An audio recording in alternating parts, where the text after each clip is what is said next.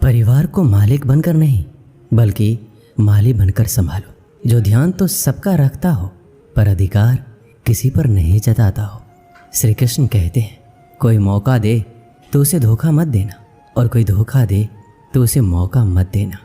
मिलावट का दौर है, हाँ में हाँ मिला लिया करो, संबंध लंबे समय तक टिकेंगे। दीपक इसलिए वंदनीय है क्योंकि वह दूसरों के लिए जलता है, दूसरों से नहीं जलता है। खुद की कमजोरी जान लेना भी जिंदगी की सबसे बड़ी ताकत है। चलने की कोशिश तो करो, दिशाएं बहुत है। रास्ते पे बिखरे कांटों से ना डरो, आपके साथ दुआएं बहुत है।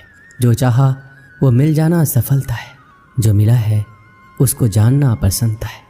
जिंदगी का सबसे खूबसूरत पौधा विश्वास होता है, जो ज़मीन में नहीं दिल में उगता है।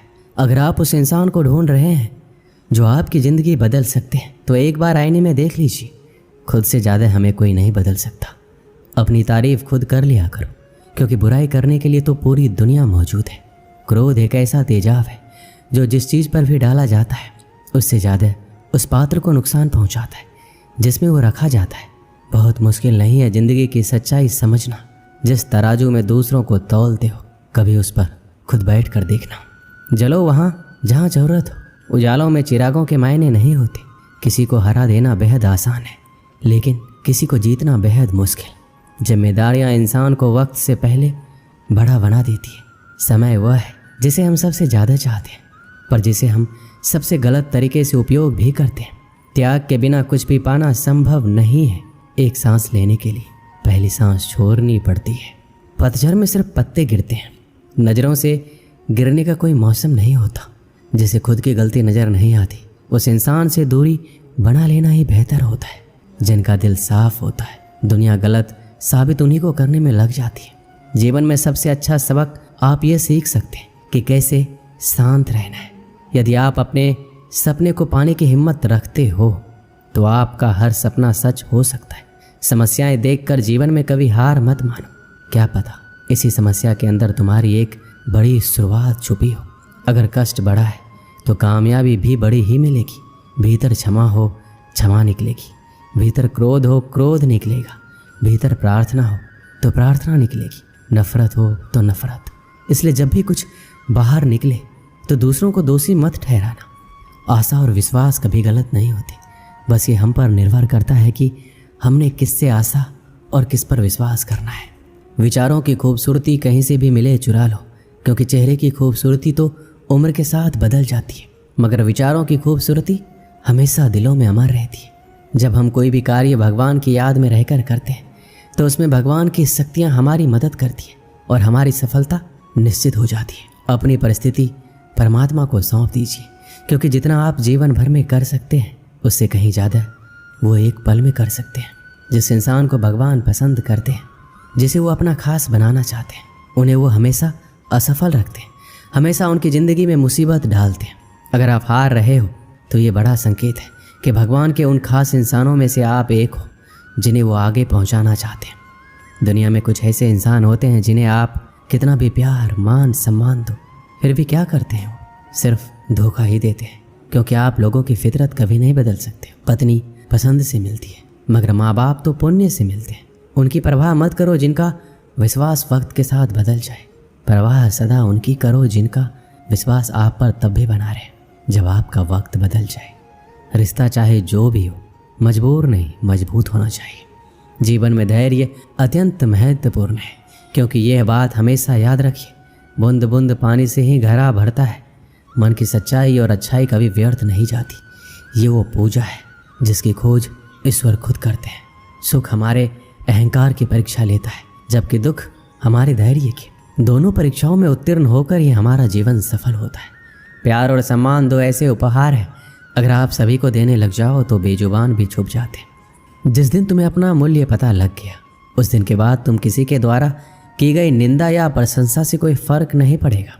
संपूर्ण संसार में दुख से बड़ा कोई मित्र नहीं, क्योंकि दुख ही है जो इंसान को ईश्वर की याद दिलाता है। अच्छे व्यक्ति को समझने के लिए अच्छा हृदय चाहिए, ना कि अच्छा दिमाग, क्योंकि दिमाग हमेशा तर्क करेगा और हृदय हमेशा प्रेम भाव देखेगा। सत्य केवल उन लोगों के लिए कड़वा होता है जो लोग झूठ बोलने के आदी हो चुके हैं। हर अनुभव कुछ ना कुछ सिखाता है, इसलिए हर अनुभव महत्वपूर्ण है। हम अपनी गलतियों से भी सीख सकते हैं। पेट में गया हुआ विष केवल एक मनुष्य को मारता है, परंतु कान में गया हुआ विष कई संबंधों को मार देता है। अपनी नज़र हमेशा उस चीज़ पर रखो जिसे तुम पाना चाहते हो, उस पर नहीं जिसे तुम खो चुके हो। इंसान की आदत है, नहीं मिला तो सब्र नहीं करता और मिल जाए तो कदर नहीं करता। जिंदगी में सब लोग दोस्त या रिश्तेदार बनकर नहीं आते, कुछ लोग सबक बनकर भी आते हैं। पीठ हमेशा मजबूत रखनी चाहिए, क्योंकि शाबाशी और धोखा दोनों ही पीछे से मिलते हैं।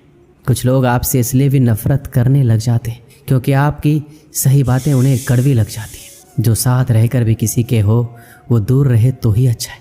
किस्मत सिर्फ मेहनत से बदलती है, बैठकर सोचते रहने से नहीं। सिर्फ उसी के सामने झुको, वो किसी के सामने तुम्हें झुकने नहीं देगा।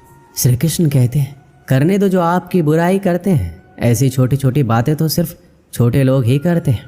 सिर्फ धोखा देना ही धोखा नहीं होता, लेकिन किसी के साथ अपनेपन का नाटक करना ये बहुत ही बड़ा धोखा होता है। जो आपकी सही बातों का भी गलत मतलब निकालते हैं, उनको सफाई देने में अपना वक्त बर्बाद मत करो। एक दिन शिकायत आपको वक्त से नहीं बल्कि खुद से होगी कि एक खूबसूरत जिंदगी आपके सामने थी और आप दुनियादारी में उलझे रहे। एक बार माफ़ करके अच्छे बन जाओ, परंतु दोबारा उस इंसान पर भरोसा करके बेवकूफ़ मत बनो। अपने तो वो होते हैं जिन्हें आपके दर्द का एहसास हो, वरना हाल चाल तो रोड पर आते जाते लोग भी पूछ लेते। मेहनत का फल और समस्याओं का हल देरी से ही सही पर मिलता जरूर है। जब आप दूसरों का अच्छा चाहते हैं तो वही चीज़ें आपके जीवन में वापस आती हैं। यही प्रकृति का नियम है। टूटी हुई चीज़ें सबसे ज़्यादा तकलीफ देती है, जैसे भरोसा, दिल, नींद और सबसे अधिक उम्मीद। बस तुम खुद से मत हारना, बाकी सब श्री कृष्ण देख लेंगे। जो इंसान अच्छे विचार और अच्छे संस्कारों को पकड़ लेता है, उनके हाथ में मानव पकड़ने की जरूरत नहीं पड़ती। वक्त जब न्याय करता है तो गवाहों की जरूरत नहीं पड़ती। माफ़ी मांगने वाले हमेशा गलत नहीं होते।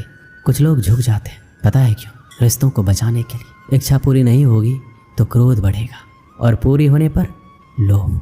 इसलिए जीवन में हर परिस्थिति में धैर्य बनाए रखना ही श्रेष्ठ है। कई वर्षों पहले एक राज्य में मिदास नाम का एक लोभी राजा राज्य करता था। उसकी एक बहुत ही सुंदर पुत्री थी जिसका नाम सुनैना था। मिदास अपनी पुत्री से बेहद प्रेम करता था, किंतु उससे कहीं अधिक उसे सोने से प्रेम था। उसके खजाने में सोने का भंडार था। उतना सोना दुनिया में किसी भी राजा के खजाने में नहीं था। इसके बाद भी खजाने में जितना सोना बढ़ता, राजा मिदास की लालसा उतनी ही बढ़ती जाती। उसके दिन का अधिकांश समय खजाने में रखे सोने को गिनने में निकल जाता था। सोने के लालसा में अक्सर वह अपनी पुत्री को अनदेखा कर देता था। दिन पर दिन उसकी सोने की ललक बढ़ती जा रही थी और अधिक सोना प्राप्त करने के उद्देश्य से उसने एक बार अन्न जल त्याग कर ईश्वर की कठोर उपासना की। उसकी उपासना से प्रसन्न होकर ईश्वर ने उसे दर्शन दिए और मनचाहा वरदान मांगने को कहा। मिदास बोला, हे ईश्वर, मुझे वरदान दीजिए कि मैं जिस भी वस्तु को छूं वो सोना ही बन जाए। ईश्वर मिदास की लालसा समझ रहे थे। वरदान देने के पूर्व उन्होंने पूछा, राजन, क्या ये वरदान मांगने के पूर्व तुमने अच्छी तरह विचार कर लिया है? हे ईश्वर, मैं इस विश्व का सबसे धनी राजा बनना चाहता हूँ। मैंने अच्छी तरह से सोच लिया है, मुझे यही वरदान चाहिए। कृपया मुझे ये वरदान प्रदान कीजिए। तथास्तु, मैं तुम्हें वरदान देता हूँ कि कल सूर्य की पहली किरण के साथ तुम जिस भी वस्तु को छुओगे वो सोने की बन जाएगी। आशीर्वाद देने के उपरांत ईश्वर अंतर्ध्यान हो गए। राजा मिदास ये वरदान पाकर खुशी से फूला नहीं समाया। दूसरे दिन सोकर उठने के उपरांत अपनी शक्ति परखने के लिए उसने अपने पलंग को छूकर देखा। वह पलंग सोने का बन गया। मिदास बहुत खुश हुआ। दिन भर वह सुध बुध खोकर अपने महल के हर चीज़ों को सोने में परिवर्तित करने में लगा रहा। उसे भोजन तक का होश ना रहा। शाम तक वह थक कर चूर हो गया था। उसे जोरों की भूख लग गई थी। उसने अपने सेवकों को भोजन परोसने के लिए कहा। भोजन परोसा गया, किंतु ये क्या, जैसे ही उसने भोजन को हाथ लगाया तो सोने में परिवर्तित हो गया। अब सोने को तो खाया नहीं जा सकता था। भूख से बेहाल राजा मिदास ने फल खाकर भूख मिटानी चाहिए, किंतु उसके छूते ही वो भी सोने में परिवर्तित हो गया। वह गुस्से से तिलमिला उठा और उठकर बाहर चला गया। बाहर टहलते हुए अपने महल के उद्यान में पहुंचा। वहां उसने देखा कि उसकी नन्ही पुत्री सुनैना खेल रही है। उसका सुंदर मुख देख राजा के मन में प्रेम उमड़ आया। कुछ क्षणों के लिए वह अपनी भूख भूल गया। जब सुनैना ने अपने पिता को देखा तो उसके पास दौड़ी चली आई और प्रेम पूर्वक उससे लिपट गई। राजा मिदास ने प्रेम जताते हुए उसके सिर पर हाथ फेरा और तुरंत ही वह सोने में परिवर्तित हो गई। अपनी नन्ही पुत्री को सोने का बना देख वह दुखी हो गया और रोने लगा। उसने पुनः ईश्वर से प्रार्थना की, प्रार्थना सुनकर ईश्वर प्रकट हुए और उसने पूछा, राजन क्या हुआ, अब तुम्हें क्या वरदान चाहिए? मिदास रो रो कर कहने लगा, हे ईश्वर मुझे क्षमा करें, सोने की लालसा में मेरी बुद्धि भ्रष्ट हो गई थी। मैं ये वरदान मांग बैठा था, किंतु अपनी पुत्री को खोने के बाद अब मेरी आंखें खुल गई है। मुझे समझ आ गया है कि हर वस्तु अमूल्य है और उन सब में सबसे अमूल्य है मेरी पुत्री। भगवान कृपया ये वरदान वापस ले लीजिए, मेरी पुत्री मुझे लौटा दीजिए। मैं सोने की लालसा त्याग दूंगा और अपना कोषागार निर्धनों और ज़रूरतमंदों के लिए खोल दूंगा।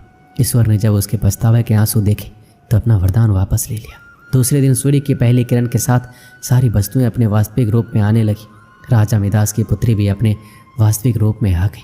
उसने अपने वचन के अनुसार अपना कोषागार निर्धनों और ज़रूरतमंदों के लिए खोल दिया। उसका लोभ खत्म हो चुका था। वो एक संतुष्ट जीवन व्यतीत करने लगा। इस कहानी से हमें क्या सीख मिलती है? धन महत्वपूर्ण अवश्य है, किंतु सर्वस्व नहीं। प्रेम, खुशी, संतुष्टि कभी भी धन से खरीदी नहीं जा सकती। इसलिए लोभ ना करें। लोभ का परिणाम हमेशा बुरा ही होता है। दोस्तों, इस वीडियो में बस इतना ही। मिलते हैं अगली वीडियो में। अपना ख्याल रखिएगा। जय श्री कृष्ण।